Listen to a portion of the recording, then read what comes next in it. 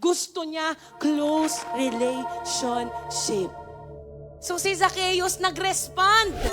Lumapit si Lord, lumapit siya. Bumaba siya sa puno. Panginoon, lumayo ka sa akin. Hindi ako karapat-dapat kung alam mo lang kung gaano ako kakurakot. Umalis ka na, Lord. I'm not worthy. Minsan ganun tayo. Si Lord na'y lumalapit, tayo yung umaayaw. Pero what if tanggapin mo na lang yung invitation?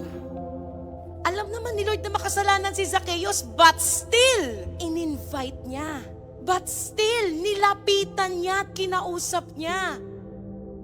Alam ni Lord lahat ng baho mo. Pero hindi na-i-intimidate si Lord sa mga baho natin. Lalo nga siyang lumalapit. Kasi yun ang reason bakit siya namatay sa krus at bakit siya bumaba sa lupa. Kasi ganun kanya kamahal.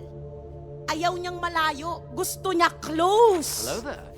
Pero para maging close tayo sa Kanya, kailangan may bumaba at magbayad ng kasalanan natin. At gusto niya tayong kilalanin, gusto Kanyang kausapin. So mula sa langit, siya'y bumaba at nagmistulang kasalanan at ibinigay ang buhay niya para lang mapalapit siya sa'yo. Ganun ka-special kay Lord.